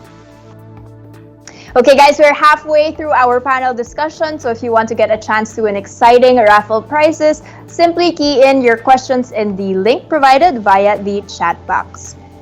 And now it is my pleasure to introduce our next guest, who is the chairman of the Global In-House Center Council of the Philippines, or GICC, Mr. Paulo Lao. Paulo is a well-connected and respected representative of the IT BPM industry in the Philippines with a strong history of thought leadership as a speaker, and of course, he's been a panelist in multiple business forums. He is also a trustee of the current IT and Business Process Association Philippines Board, also known as IBPAP. Hi, Paulo. Nice to see you here. Okay, and to join you, of course, we have Dave back on. And Gary, please do join our conversation yet again. We'd like to get your insights as well on what Paulo has to say. Good afternoon, gentlemen. There you are. Okay, we're all on stream here. Okay, Paulo, the BPO sector, IT BPM, these have been tagged as the savior sectors of the pandemic, if you can say that. And of course, everyone is hoping that these will remain resilient. We've seen in previous crises that we've even had more investments come into the country during periods of global economic crisis. Tell us, just in a nutshell, what were the immediate effects of the lockdown to the BPOs here in the country, and how did you cope with these challenges?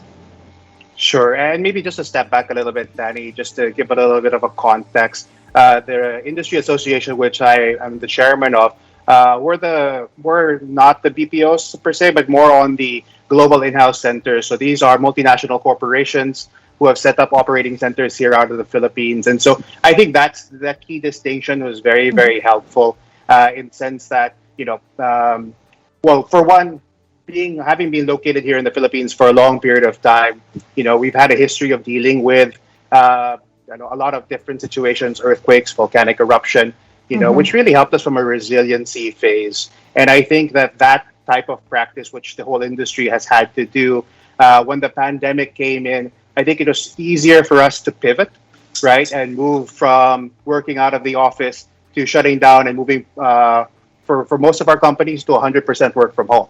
We do have some operations which are regulated or which are dealing with sensitive client information, which during the beginning of the pandemic had to be still worked out of the office. But I think as the technology improved, as the cybersecurity and the data privacy processes were tightened, more and more of that work started to be done from home as well. So I think that's really from an industry perspective. And now 1 year into the pandemic, as we have the conversations with our member association and the other companies that are there, where we hit this kind of BAU mode where we're delivering to our global stakeholders, keeping at our SLAs, keeping a productivity at a high level, and having to adapt using technology, digitalization, a lot of collaboration tools to get to where we are today. Can you say that all of the industries or the sectors, because as you mentioned, you're representing a host of different industries, all multinational companies, can you say that equally they feel that, the Philippines is the place to still keep their money in at this point? Or has there been, a differences in which ones are still expanding, still, sticking it out, despite the rising cases, despite the longest lockdowns that we've seen, probably one of the longest in the world? And are there some industries that have suffered worse? I think, Danny, it's hard for me to give because we're an amalgamation of all of the different subsectors as well. So from our associations, we do have call center work, we have banking services, finance and accounting, HR, technology. We also have healthcare, right? And so depending on the sector, depending on the impact, depending on the company, you could get some different answers, but they would be outliers. I think as a whole, I think the stability and the resiliency that, for my own company, our clients constantly remark, how well we've responded to this pandemic. And as you look globally, because this is a global pandemic, you're starting to see rebalancing where did this make sense? Where did this not make sense? Where is there resiliency? Where did, where were we able to stay, to meeting our SLAs, to meeting our client requirements at a top level? And, I'm very proud to say that I'm sure in the Philippines, outside of a few outliers here and there, for the most part, we've adapted and met that challenge, right? And so as we look at future of work, this has opened up a whole lot of other possibilities, which is the continuation of this resiliency conversation. Because even as we're in the pandemic now, we have to start taking this opportunity to look at the future. What does the future of work look like, and how does technology play a part in that, and enabling not just one office, which we had before in the past, but now 1,000, 15,000, depending on the company, all of these individual home offices. And then as we progress to the future, looking at a hybrid model, what makes sense? How much real estate do you really need? What does your office look like? What does the home setup look like for a more permanent solution? So those are conversations that are happening within the industry across multiple companies. Dave, can you jump in on that? He's mentioning the future of work is basically here. It's no longer a future where we're in the thick of it. But tell us, is this future of work in terms of hybrid, staying home, no longer going to a physical location in terms of offices, is this specific to sectors like the IT BPM industry, or is this a trend that's going to persist in every other industry as well? Is this really what we need to be prepared for? And do we have the technology here in the Philippines to actually make that happen across the board? Or will that technology be more specific to sectors like the IT BPM? I think there'll be a lot of different things, Danny, because you bring a lot in there. Each industry will handle compliance different, but I do think the future of work is one that's hybrid. Now, I don't think everybody's going to be coming back to the office, nor do I think everyone will be at home. I think it's going to be a combination of both. And as you think about it, as everyone went home, the cyber landscape expanded exponentially. Instead of all of us being in the office where we could, control who went where, data flows, data privacy and compliance. Now all of that is pushed out to the home. And so, we're going to need to think about cybersecurity much different than we ever did, because every home office is now a branch office. Where there were 100,000 or so plus branch offices in the past, now there's millions of branch offices. And so each home office requires connectivity, requires security, requires collaboration, could require rich media, real-time video, real-time voice. And so we need to be thinking about that hybrid world is changing, how we'll communicate, how we'll collaborate, and then how we ensure inclusivity across all of those different environments. So, I think as you look forward, there's going to be, technology will be at the forefront of supporting business processes, the culture, and what we want to accomplish in each one of the industries. But I do think we're living in a hybrid world, and it's a world where we need to think about things like zero trust. We need to think about things like SD-WAN, not just for big companies, but SD-WAN to the home, because we want to optimize user experience. We want to optimize application performance. We want to give priority based off of the type of applications and users. And given that not all applications sit in the data center anymore, the entire workflow has completely changed. And so we need to be thinking about what this will look like moving forward in the Philippines. Thank you so much for that. I think that brings me to my next question for Gary, because I wanted to understand also better, the differences between the solutions you were proposing for the restaurant industry, for example, in a box, vis-a-vis the solutions that we now need. As was mentioned by Dave, I'm now a branch office. You're now a branch office. I need my own branch office at home solution here. And we also have this question from the audience. This is from Paul Alarde. How is Beyond Fiber different from an iGate subscription, and which is better and why? Maybe you can also, dig deeper and explain the different options we have if you're going to be working from home, if you're going to be staying in the office. Okay, thank you, Danny. Maybe just to answer the question from the audience, iGate is actually something that is intended for the office, because in a hybrid world, you would still have an office to return to. Of course, you have to make sure that when people return, it's going to be a very safe environment. So iGate is something that's most suited for the office. That has been what companies have subscribed for many years already from PLDT. But as traffic moves to the home offices, as Dave has alluded to, that actually requires a more right-sized solution. And to me, that is beyond fiber. So beyond fiber could be the most ideal solution also in terms of work from home. Now, going back to the concept of hybrid, I really think it means a combination of work from home and safe return to work.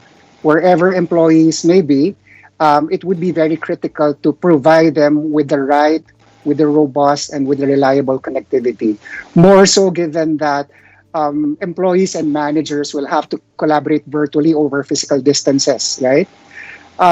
Last year, at the height of work from home, we saw data traffic jump up to more than 30% from pre-pandemic levels. And the PLDT group had to activate available resources and advance close to a year's worth of programmed IP capacity upgrades just to accommodate the sudden surge. I think there's no turning back from there, and that's why for 2021, the PLDT Group actually earmarked the highest capex ever at 92 billion for this year alone. In terms of what's most ideal for work from home, well, for most companies, I think reliable internet is mostly sufficient, though they've also mentioned this. Because of the cyber exposure, we do highly suggest that they include the right cybersecurity solution to go with it, to ensure that the expanded perimeter of the enterprise is protected as well. But for a growing number of businesses, VPN, to securely access specific applications, resources, and to extend corporate policies has become something that is also necessary to extend to the home offices. And this is something that the PLDT group can also do by merely adding that on top of their connectivity subscription. We have our branch in a box portfolio that actually conveniently package all of those. Lastly, I think companies can never go wrong with the right tools and clients endpoints, to enhance the overall experience of their work from home employees and to also expand and enable a greater collaboration potential among the remote worker base.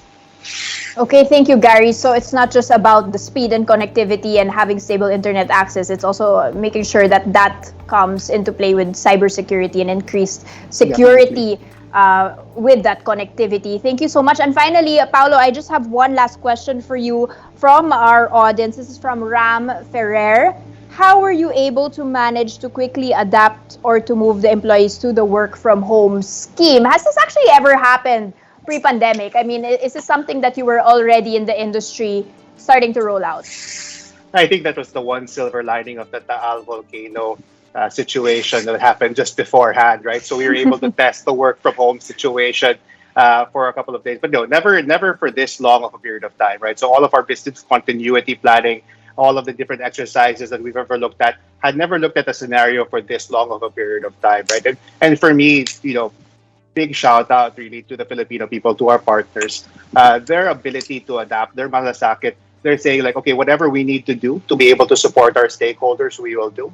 That allowed the shift to happen so quickly, right? And at the very beginning, it was, we didn't have laptops for everybody, right? We didn't have Wi-Fi devices for everybody. They were, buying their own laptops, finding their own connectivity, doing some guerrilla setup to kind of be able to get connected to our network so that they could do the work that they needed to do.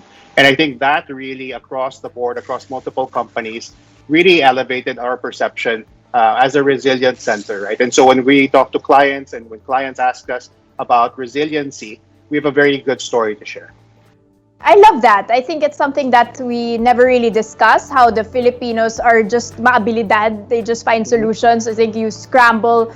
We're so used to changing nature of things and to volatility that we're actually in the best position to manage when all these things hit us. It's not the case in other parts of the globe, I think, as you can see, and very well said. Thank you so much, Paolo, for those insights, and once again, Dave and Gary. Thanks, everybody. Thanks, Danny. And finally, guys, I'd like to welcome back on the screen Jovi and Arvin. Let's please join Dave and Gary here. All right. Okay, and this is, of course, just a wrap-up of, everything that's been said. We've had, of course, 3 very interesting industries to talk about here. But again, it all ties back to the discussion on how the Philippines is faring when it comes to digital innovation with technological solutions vis-a-vis the rest of the world and how we are actually placed. And I think, Dave, after hearing all of these stories, what can you say? It seems that we were resilient in a way, compared to a lot. But these are, of course, the best of the best, the cream of the crop, best case scenarios here. Can you say that compared to the other countries in the Asia Pacific region, our adoption of digital technologies is actually has been accelerated and has gotten better during this period? Hey, thanks, Danny. Absolutely. I mean, I think each one of the customers that you brought on and had discussions showed business resiliency, showed adaptability, and showed how they use technology to adapt to what they need to keep their businesses moving and afloat. And so each one had agility in their own right. And I think that shows, and it's a testament to the resilience of the Philippine people in terms of how they look at problems, how they find solutions to problems, and how they address those problems. The other thing that I think was highlighted really well, Danny, is just that there are capabilities available for businesses across the Philippines to take advantage of. And I know we're on with this is a PLDT call, but in terms of the packaging and the ability to use the offers that PLDT is putting forward to help small businesses, even micro small businesses,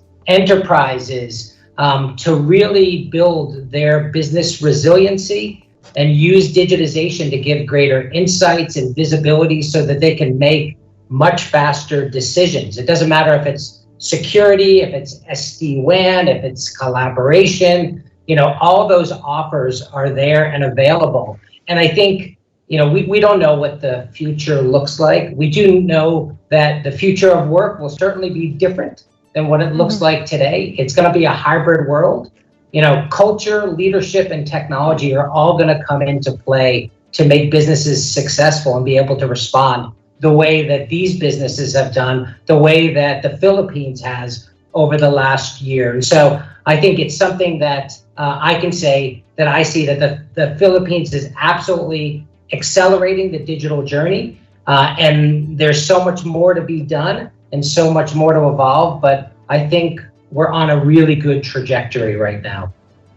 I think, anecdotally, you feel that as well, right? Every day you're like, oh, there's more cell phone signal here than before. There wasn't. And I think the internet is starting to get faster. The services are getting faster. And I think the next question, Jovi, this is also from the floor, but, it comes into the same theme of, you are the leader, the trusted leader when it comes to technology here in the Philippines. And despite the fact that, you've done so much CapEx, there's still so much demand for better services and for things to get better ASAP, right? This has to happen now. We can't wait anymore for faster internet. We can't wait anymore for better secure connections. And this is a question from Bernard Raffles. In the wake of the COVID pandemic, experts say the new normal in 2025 will be far more tech-driven, which can give more big challenges to Filipinos, especially to the ordinary and business owners. How can PLDT as a trusted brand ensure and sustain in making our lives better despite living in a high-tech world? That's a great point, Danny. In fact, even as we discuss the future of work here, to me, when I look at the whole equation, it's actually the future of life, as we know it. I mean, even here in my own branch office at home, I remember I had DSL a couple of probably years ago. I don't think I would have survived with DSL now. And that's a statement for Arvin. So thank you to our network colleagues. I mean, A while ago when I was speaking, I don't know if you heard it. My youngest son was actually having basketball online. Can you imagine having basketball online? And then my daughter was having a dance class online. My eldest son was doing his Ethereum and cryptocurrency mining, whatever. All of those things, plus this online video, and the meetings are happening all together. And that really speaks of what Arvin and Gary has mentioned in the past. I think the major change that we have done internally, which I think was punctuated with the entry of Al Panlilio, who's now our Chief Revenue Officer, right? When he came in, he didn't really want to think about all of these technicalities on SD-WAN, blah, blah, blah. What was most important was really the customer experience, what that meant to the user. So as we define homes now, whatever technology it is going to be in the future, whether it's going to be cloud, 5G, in fact, in some Asian countries, they're already talking about 6G. I think what's most important is the utility that we are able to provide to the Filipino public. To me, it's like Meralco, right? You don't, whether it's nuclear power or coal or hydroelectric, as long as I turn on my light and it's on, I'm happy. Now, to the question, I think is a very important point in terms of inclusivity, right? Probably in the high-end residential houses, it is happening. The question is, how can we make this more available to the general public? And I think we have been working very hard to pursue that. And I think that's even, Arvin, correct me if I'm wrong, that's where 5G is going to be very critical also in the future. I mean, if you take a look at the far-flung areas where we can deliver now bandwidth that are actually in the last test I saw, Arvin, was about 800 Mbps on average on 5G.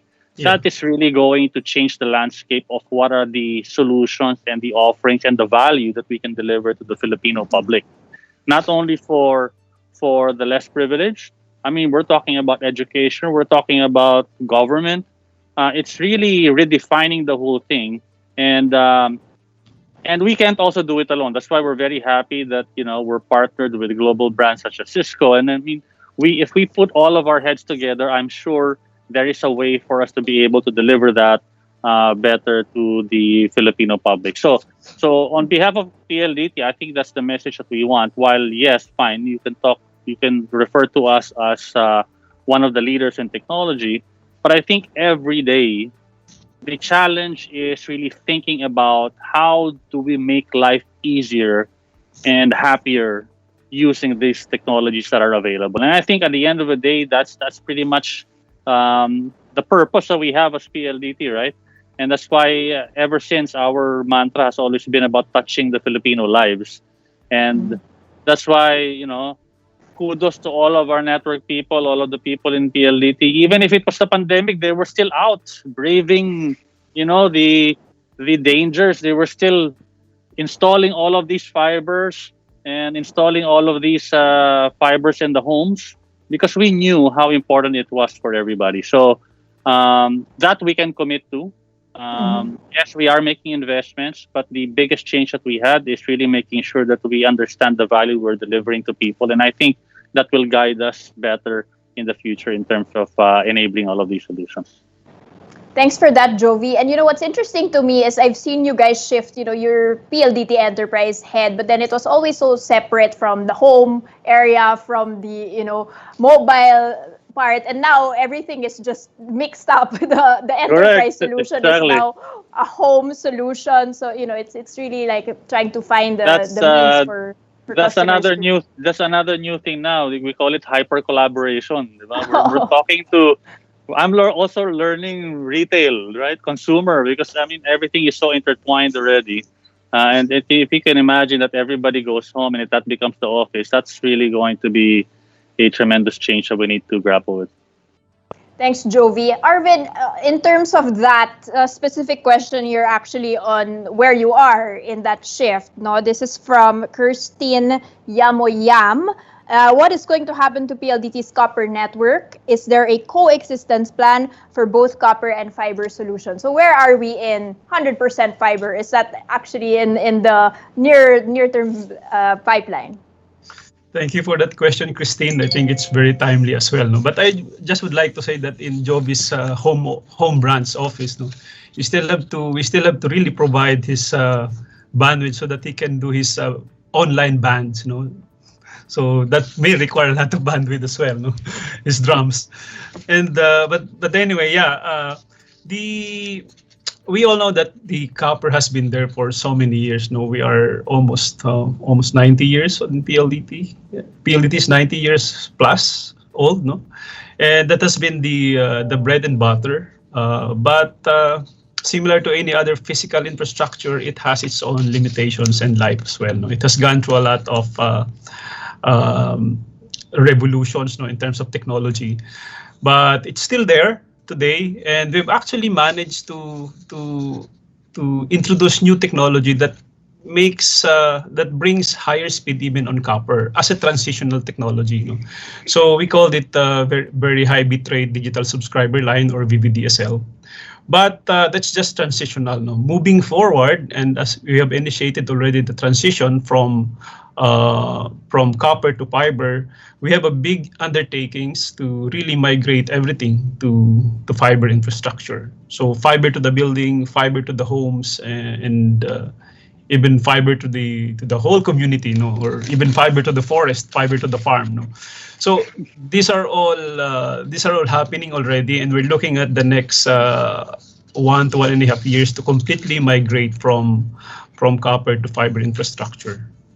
There you go, 1 to 2.5 years, tama ba? Okay, so that's going to be 1 to 1.5 years. Oh, 1 to 1.5 years. So very, very soon, and hopefully by then wala nang COVID, and we will all have these better technologies already to wake up to in a better world. And finally, last question here for Sir Gary. Joey mentioned here, 5G, meron ng 6G. What is the technology you now foresee? We've skipped 5G altogether.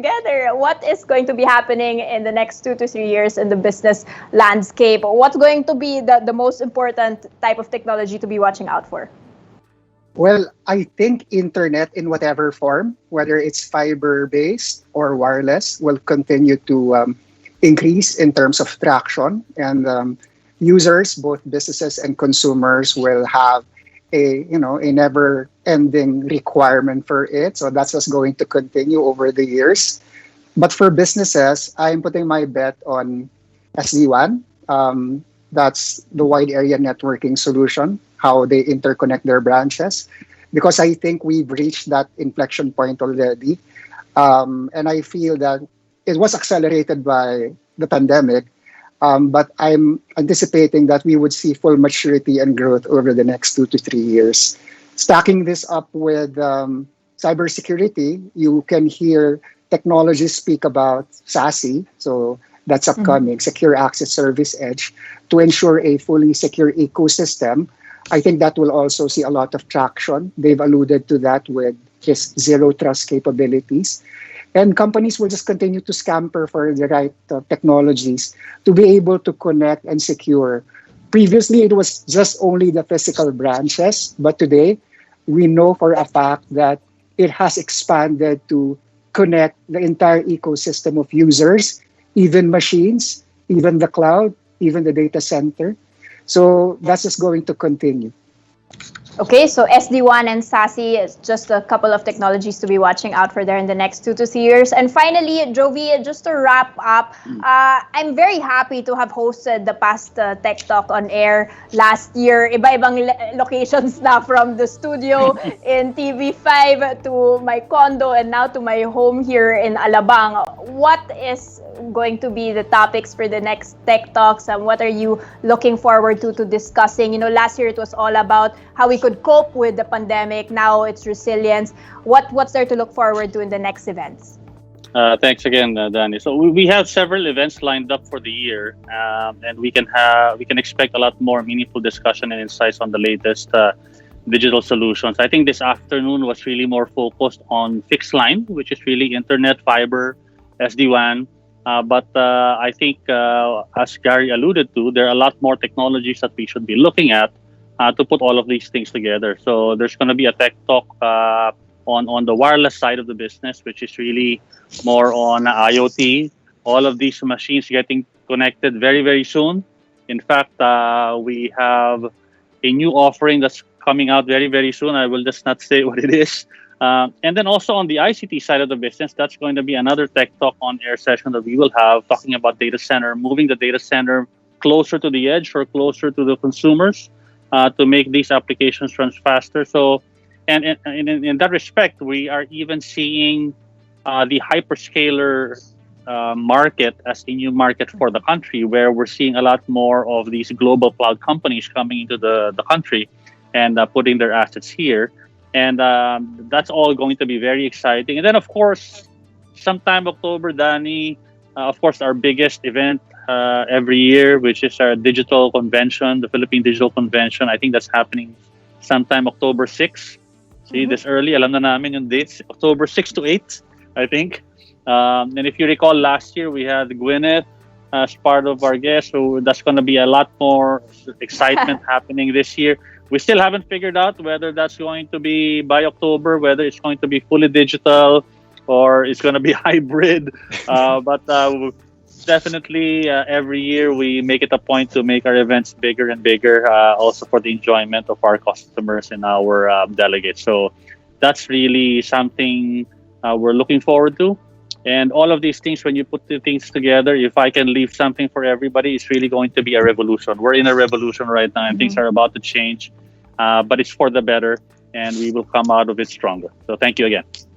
Thank you, Jovi, and of course, try to enjoy it while it's here. And as you mentioned, enjoy the solutions that we are all taking a part of today. Thank you so much, Dave, Jovi, Arvin, and of course, to all of our distinguished panelists. Unfortunately, guys, we have to wrap up our panel discussion. But if you have any further questions, you may still key them in the form via the link provided in the chat box or in the description down below.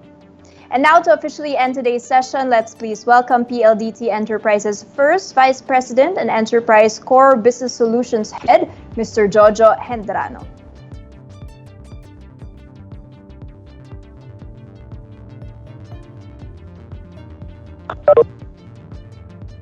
Hi, thank you very much, Danny. To close, so on behalf of PLDT Enterprise, I would like to thank you all for joining us this afternoon for Tech Talk on Air.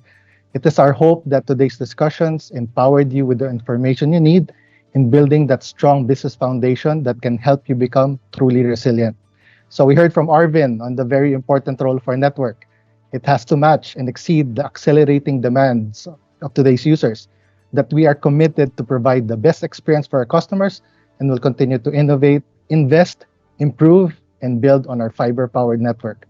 Gary then continued on to reinforce that enterprises have similar journeys in providing the best experience and transformative services to their customers.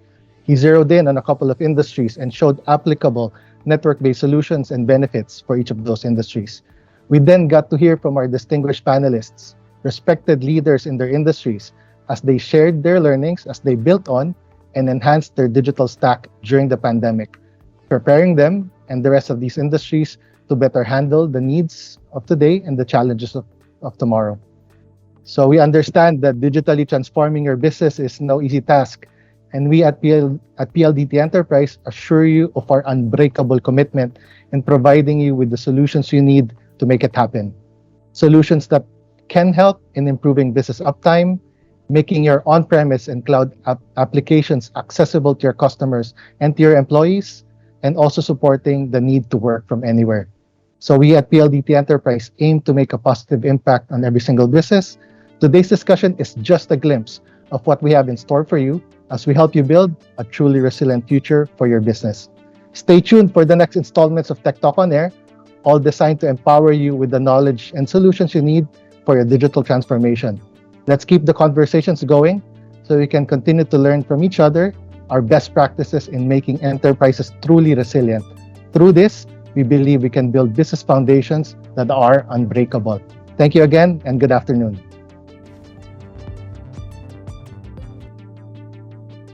Thank you so much for that, Jojo, and thank you once again to all of our distinguished panelists. I hope you were all inspired and encouraged with everything that has been shared by these great leaders at the forefront of innovation, making history, and driving powerful change. We would also like to thank all of our viewers who participated during the panel discussion. PLDT Enterprise will be reaching out to you guys, especially the winners, for instructions on how to claim your prizes. So if you have any more queries on the PLDT Enterprise solutions that were presented today, just send them to the details seen on your screen. Simply scan the QR code or visit the website.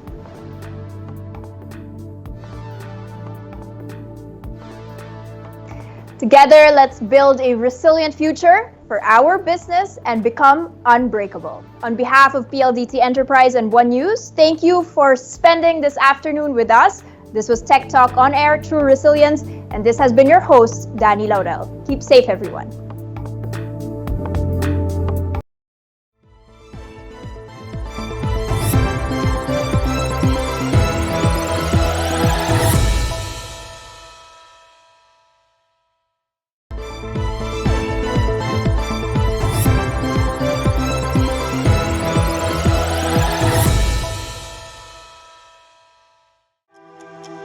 I've been there.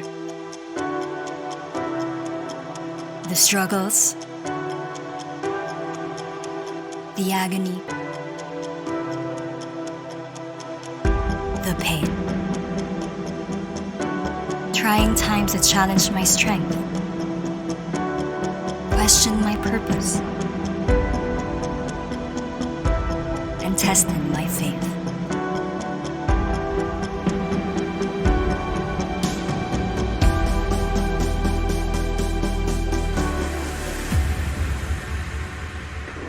I have learned how to withstand adversity. I have the power to create a better world. I will always come back, tougher, stronger than I ever was. I will not get knocked down. This is what defines me. True resilience. I am Patricia Cruz, a business owner, a corporate leader, and a fighter. I am unbreakable.